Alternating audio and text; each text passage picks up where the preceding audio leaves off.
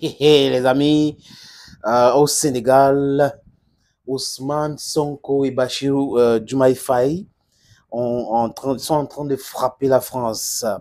À peine installés, les nouveaux locataires du palais de la République au Sénégal affichent d'emblée les ambitions de rupture avec les pratiques du passé de la France avec certains dirigeants au Sénégal. Bachir Diomaye Faye et Ousmane Sonko vient de frapper un grand coup en imposant le rapatriement des impôts des entreprises françaises opérant au Sénégal dans une décision surprise qui entrerait en vigueur dans ce mois. Nous sommes déjà en avril, bien sûr, les amis. Toutes les sociétés françaises installées sur le sol sénégalais s'y verraient comme ça dans l'obligation de reverser les contributions fiscales directes aux caisses de l'État française. Un revirement de situation radicale qui avait pourtant été monté depuis longtemps. Il faut dire que les présidents gouvernements au Sénégal ont essayé de faire cela, mais ça n'avait jamais été concrétisé. Pourquoi? Allez-y comprendre. Une parenthèse fiscale aurait donc duré des décennies, permettant à la France de continuer à percevoir une partie substantielle des recettes générées par les activités économiques de ces entreprises au Sénégal. Le nouveau pouvoir justifie ce coût de semences par la nécessité de recouvrir la pleine souveraineté économique du pays et d'assainir ses finances publiques. Une perspective de récupérer des centaines de millions d'euros d'impôts qui ne manquerait pas de soulager les caisses de l'État. Reste à voir quelle sera la réaction des autorités françaises. On s'en fout. La France doit payer les impôts au Sénégal. Cette histoire de la non-double imposition, c'est du non-sens. Et bon, on attend donc la réaction de la France. Ils vont demander, ou si la France va demander à ces sociétés de rentrer ou de quitter le Sénégal. On parle d'une décision unilatérale, alors que la France devrait savoir que il était temps de payer les impôts en Afrique et non pas venir signer les accords d'escroquerie pour ne pas payer les impôts et demander aux Africains qui sont basés en France de payer les impôts localement là-bas. Donc, en Afrique, ça ne va pas marcher. La non-double imposition, c'est un truc qu'il faut condamner avec la dernière énergie.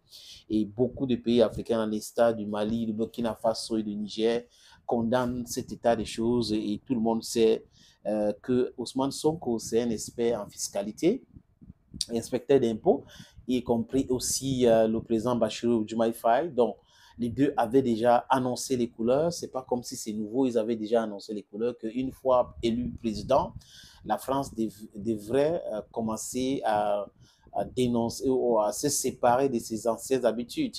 La France ne peut pas venir piller l'Afrique pour rendre son économie compétitive parce que, en fait, c'est le pillage de l'Afrique qui rend la France forte.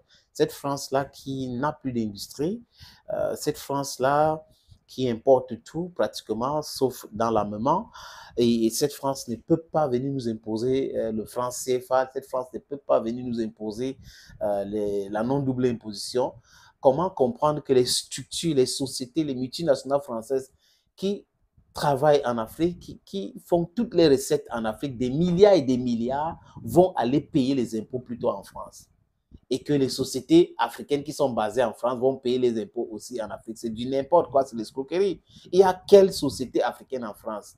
Il n'y en a pas. Donc la France devrait payer les impôts localement. Donc, il y a le Sénégal, il y a le Niger, il y a le Mali aujourd'hui qui est entré dans la danse. Bon, je vais dire le Sénégal est entré dans la danse, mais les autres pays africains devraient copier cela.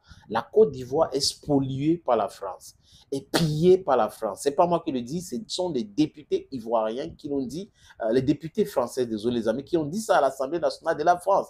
Donc la France ne peut pas piller plus de 250 milliards chaque année en Côte d'Ivoire et les dirigeants ivoiriens restent tranquilles. Non, Ouattara ne peut pas continuer à rester tranquille comme ça.